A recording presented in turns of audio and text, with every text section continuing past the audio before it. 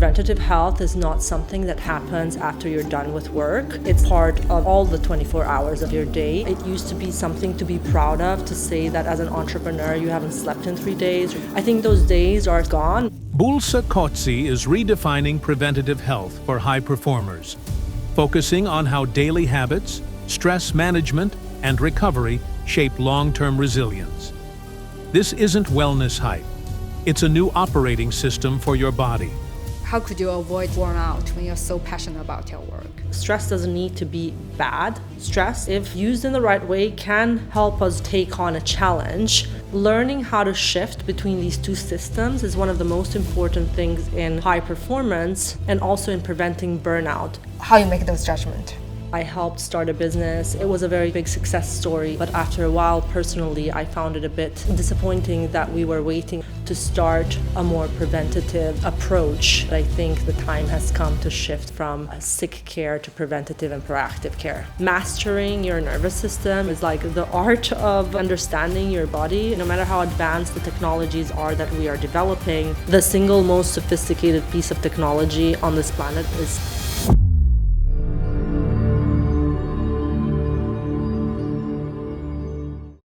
Today we have Bulëza Koci. She's been working with a lot of leaders and CEOs and peak performers. And today we're going to dive deep into the applicable longevity hacks in our daily life.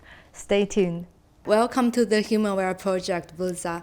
Thank you so much for having me in your podcast, and I'm really excited to be part of the HumanWare project. Can we start with what it feels like to work with the top leaders in the performance spaces and the longevity sector? It's been a very interesting journey working in this space for the last 3 years. These people are the role models of their organizations, their communities, and the world. And only if they understand the true meaning of well-being and how that actually helps their business instead of hindering it, can we kind of spread this message into the rest of the organization. The start of my career goes back about 13, 14 years ago. After I finished my studies in pharmacy, I started working in the pharmaceutical and healthcare space in Germany. I helped start a business. It was a very big success story in Germany, and we were really working in a very holistic and integrated way, combining everything from nutrition, cancer therapies to alternative medicine. But after a while, personally, I found it a bit disappointing that we were waiting until people get cancer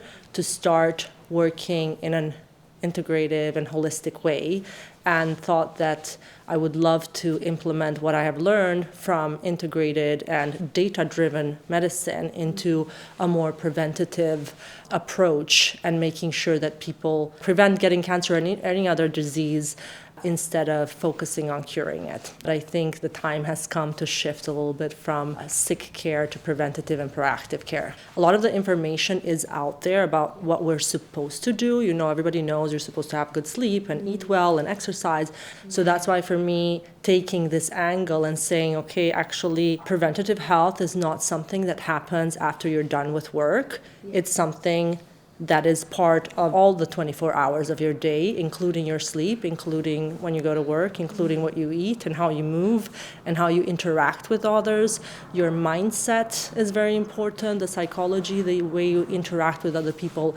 And that's how we designed the DRYM Health program. We call it a health and performance optimization program, and we're trying to bring together the best of psychological and mindset analysis, as well as analysis of your body through both the latest testing, as well as tracking your key metrics, for example, your sleep quality, as well as glucose monitor, and really bringing all of this data into one, defining where are you now, where do you want to be, and what's the best way to get there, and how do we measure this. The measurement maybe has been an important aspect because, of course, we believe in data-driven health, but also because working with leadership teams, they are wired to think in numbers, and the way that they lead their companies is in numbers. So we were trying to also find a way to communicate with people in the language that they understand and the language of performance. Having said that, I do think that using the numbers to get a deeper sense of your intuition and understanding your body more, rather than just relying on numbers to tell you whether you feel good or not, is our ultimate goal. When we would get cancer patients, a lot of times, especially patients that are a little bit later stage, we would say that the more muscle mass you have,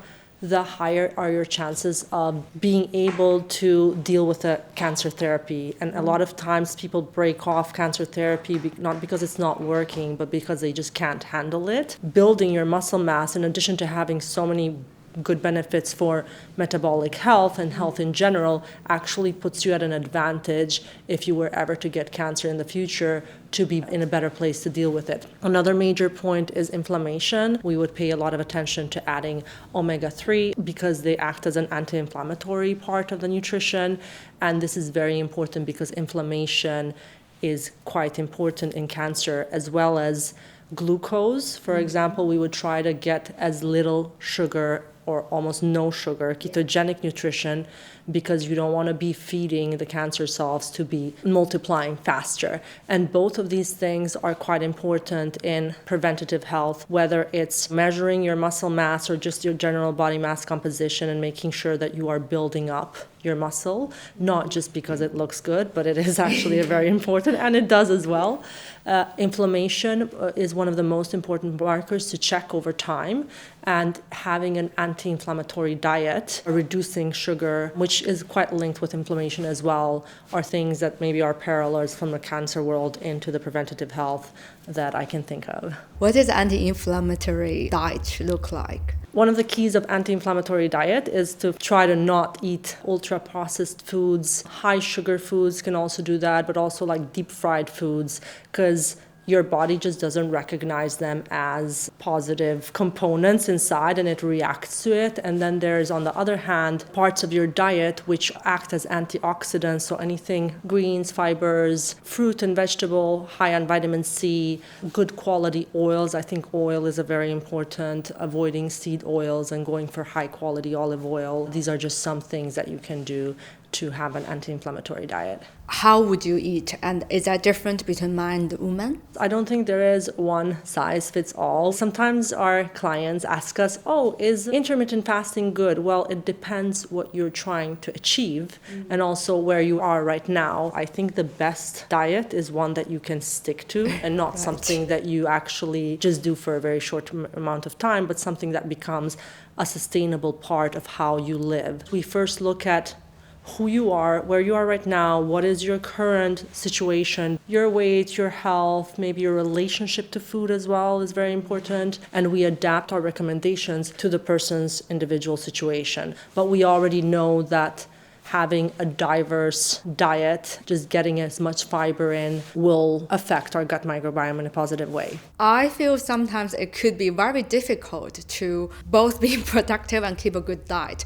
How could you avoid to burn out when you're so passionate about your work? It's important to understand that just running at a high speed without recovery is going to at some point catch up with one. Often when we work with high-performing leaders, we try to make a comparison to also elite athletes. And for example, if elite athletes are competing at the Olympics, let's say, the recovery for them is just as important as exercise. They are actually prescribed to recover because they know that their performance the next day is directly linked to their recovery. It used to be something to be proud of, to say that as an entrepreneur you haven't slept in 3 days. I think those days are gone, maybe not completely, but it's becoming also a trend now to actually show your sleep scores and have a competition on how good your sleep is, not because you are lazy and you're sleeping, but because actually high quality sleep is going to lead to better quality thinking and more focus on the next day. And the same thing is with nutrition, especially with managing how your peaks and your lows are. It's very important. When you have an athlete, for example, going on a marathon, they time their glucose load very concretely based on when they need the energy. And it's the same thing with very important meetings. Like, I don't want to go into a meeting and have a crash. I want to be fueled at the right time in the right way. If a person is a high performance CEO and they need to make important decision, how should they manage their energy throughout the day? Every person has their own kind of biorhythm. Every person needs to define the sections of their day where they feel like they are higher performing in a certain type of task, whether it's coming up with new or creative ideas or interacting with other people, or maybe just doing something that takes willingness to execute and implement and move forward. So I think taking into account your own situation and your own body and biology and biorhythm, you then kind of look at your day and think, okay, what is the most practical way for me to fuel myself throughout these different phases of my day? For example, a lot of people find that if the morning time is a time where they have the best creative thinking, maybe skipping breakfast leads to more mental sharpness. It's also very important to adapt things to things that you can stick to and make sure that through what you are doing and how you are feeding yourself, you're feeling better and you're performing better, but you're also not limiting the social aspect of food. I've had like someone, for example, once recommend that somebody should only eat from 11 to 7, but actually this person had usually came back home late and had dinner with their family at 8 p.m., let's say. And of course, in terms of sleep routine and having a perfect sleep score, you don't want to be eating that late before going to sleep. But at the same time, that family meal for that person is actually a very important part of their psychological health. And everything needs to be taken in a holistic view to make the best decisions that are leading to the overall increasing of this person's holistic health. Can we actually consciously change our biology rhythm? Everyone has their biorhythm, and there's a historical reason also why people have different biorhythms. Back in the day when we lived in a tribe, it was important that some of us actually were night owls because somebody had to guard. Of course, it's also something that if you really want to, you can probably start training yourself. The question is it important to you to wake up early because you want to become a morning person? Or are you trying to become a morning person because you think that's something that other people value and see as more successful? What I do think is important is getting a certain number of hours and then to make sure you consistently get those hours, as well as just trying to stick to the same bedtime, because your circadian rhythm actually governs the whole production of all other hormones in your body. And that is based on when you sleep. From the moment you wake up, there's a cascade of different hormones that are released. The more consistency you have, the better it is. In general, when it comes to caffeine, ideally, if you can delay your first coffee or tea until 60 to 90 minutes after you waken up, because from the moment you wake up, your body goes into releasing different substances which kind of tell your body to wake up. And if you are already ingesting caffeine, you're slightly disrupting this process and you're not allowing your body to just do its own work. So allowing your body to really catch up with that itself will make this process more efficient. Also, getting just a little bit of sunlight viewing in the morning just sends that information to your body that it is daytime, get ready to be alert. If you're feeling groggy, you want to kind of reinforce more of these signals that go to your body to tell it, okay, we are awake now. And allowing cortisol to rise naturally rather than through caffeine, and also reinforcing that it's daytime by doing sunlight viewing is a good way to go about it. I'm just wondering how much is psychology, how much is really physiology, because I just couldn't believe how well I sleep with or without coffee before. And this is really a topic that I'm very passionate about. How do we make sure that additional and valuable health knowledge, which is both of our missions to bring more of this to the world, is actually making people healthier rather than making them sicker, especially for people with health anxiety. But in general, it's quite important the beliefs that you have and the psychology around it.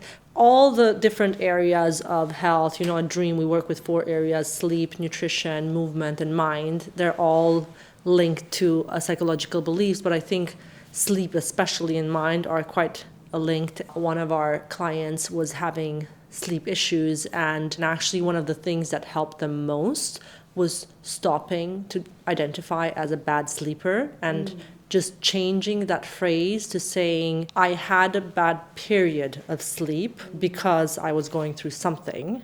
And that really, over time, helped them. What will be a good daily routine if I want to peak performance of my life? Or How many hours of sleep do you get? 4 to 8, depends. Because I'm writing, for example, before we interview you, I'm actually going to do the research, or if today's come from very interesting topic, we potentially want to interview. Part of our team doing due diligence, but I will also write about. So I often do it when I sleep because every day I have few interesting things I want to remember or write about. Yeah, for people who are night owls, you have basically two choices, because you need to think about the time before your bedtime and the time after you wake up as your wind down and waking up time. Now, of course, if you are doing things right before bed that are getting you very in a what we call the sympathetic mode, which is like a fight or flight or just excited mode, it will be both harder to go into wind down, but also the sleep that you are going to have is going to be of slightly lower quality because your heart rate is going to be also higher. So you really want to create a 1 hour window before going to bed to wind down, drinking a tea, or just create any ritual that signals to your body that you are now ready to go into resting mode. Of course, everybody's different, but what will be the ideal breakfast to have a very energetic day? Having a coffee on an empty stomach can, for some people, it depends from person to person. For me, it's also a bit too much on my body, but especially I understand why for yours as well, because it has to do a little bit with your nervous system. So maybe just a little explanation. Your nervous system is split into sympathetic and parasympathetic. When you're in a sympathetic mode, that's also called the fight or flight, but it's the mode that you're in when you're ready to take action. Nowadays, a lot of times we get mobilized, we go into sympathetic mode, but we're just sitting in front of our laptops. And that's why a lot of times, you have this heart palpitations and you have more glucose in your body, but you're not moving it. On the other hand, the parasympathetic nervous system is the rest and digest. It's a system where you are feeling relaxed, where you can fall asleep. Learning how to shift between these two systems is one of the most important things in high performance and also in preventing burnout. Stress doesn't need to be bad. Stress, if used in the right way, can help us go into sympathetic mode and be ready to take on a challenge. But then we also need to understand that we need to go back into parasympathetic mode, because the worst thing that you can do for your body is to kind of stay in sympathetic mode, although you're supposed to be resting. If you're never really winding down, you will, in a way, lose the amount of elasticity. And over time, this is what kind of causes burnout, because it's not the level of stress, it's your ability to jump back after stress and come back to recovering. The best thing to have in the morning is some mixture of protein, fruit, for example, like a bowl of yogurt with berries and nuts. This is a pretty balanced dish. You don't really want to start your day with sugar or carbs in general. Eggs with avocado is also a very good, and if you want to have bread, like full corn bread, this is a good way to start your day in a way that you're fueled for long enough. I know part of your work is really focused on how to regulate your nerve system. Could you tell us a little bit about that? Mastering your nervous system, is like the art of really understanding your body and your human technology. At the end of the day, no matter how advanced the technologies are that we are developing, the single most sophisticated piece of technology on this planet is still the human body. There's a lot of simple things and simple informations that are out there that we just don't understand in order to regulate our bodies, and nervous system regulation is one of them. There's different tools and techniques that you can use. Shaking your body, I don't know if you've seen sometimes dogs just shake after an event. Maybe there's something shocking happens and they shake it out. If you're trying to get out of a into a sympathetic mode, like shaking it out or stretching or anything that just brings a little bit of movement into your body, especially because we are sitting in front of our computers with all this excitement and not, it's almost like having a lot of electricity and not getting it out. It's important, and some people do it through, exercise, but any type of movement is really good. And then there's different types of teas or supplements. For example, chamomile tea is actually known to relax the body at night. There's very good data for chamomile tea helping you to go into a deeper sleep at night.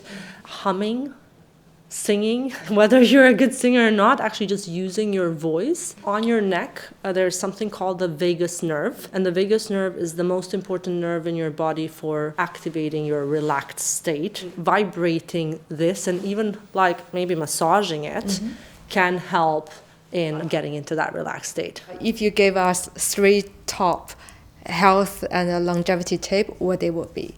Sleep is definitely the cornerstone of good health, and making sure that you get good quality, consistent sleep should be a primary focus of anyone trying to work on their longevity. Both cardiovascular fitness as well as muscle mass are really both very important aspects of living a long and healthy life. And then the third one, making sure that no matter how busy you are, that you carve out some time to work on the relationships, your most important relationships, whether that is a relationship with yourself by carving out an hour a day or half an hour a day or whatever to have a quality time with yourself or with your loved ones or your social circle. We're seeing more and more that, having these good quality relationships is a very important key to living a healthy and long life. For people who haven't started tracking their health, what will be a good way to start? One of the most common ones that's growing fast is any of the trackers, whether it's the ring or the strap, or some people do it with their watch. This gives you very good insight not only into the quality of your sleep, but also the general state of your nervous system, because it's very linked to heart rate and heart rate variability. I think these are good numbers to track because you can really see over time how things are changing and whether certain practices that you are doing are actually leading to your numbers getting better. And then another one, and it's a good investment to get a continuous glucose monitor, but it's a very good snapshot of how are you fueling yourself during the day, what kind of optimization could you make to, just stay within a good range. And then if you already have the basics, I think for more advanced longevity enthusiasts or biohackers, I definitely think that getting a full blood panel at least once a year, if not once in 6 months, perhaps also measuring your VO2 max and your body mass composition are measurements that are quite important to check over time. Generally, if you go to a normal doctor, they'll look and see, okay, maybe you're not sick, but we're already seeing that you're trending in a certain way, which is not the right direction. So we try to notice these trends, and you can only notice trends if you're actually tracking them over time, and try to interfere before it's out of range. And could you introduce us to some new biohacking method that you have come across? There's so much happening in the space. Biohacking is about conducting experiments of N=1, which means you are the experimentation. There's a few devices that help actually activate the vagus nerve by vibrations. So it's the technological way of what I was saying that you could do yourself by like massaging and singing, but you can also buy a device which vibrate at a certain frequency and help your body get into a relaxed state, which both reduces stress and improves your sleep. There's also within sleep some special mattresses, but also lights. So for example, especially if you're living in a city like London, if you don't have that luxury or it's not light yet, you can actually buy a lamp that mimics that light. And I think this is a good way to keep that circadian rhythm in a healthy balance. And is there any one like health habit that you practice every day you feel contribute to your health? Something that works well for me is I do 15 minutes breath work, 15 to 20 minutes meditation, and then I do a 20-minute journaling session. And this really allows me to start the day with clarity and with a regulated system.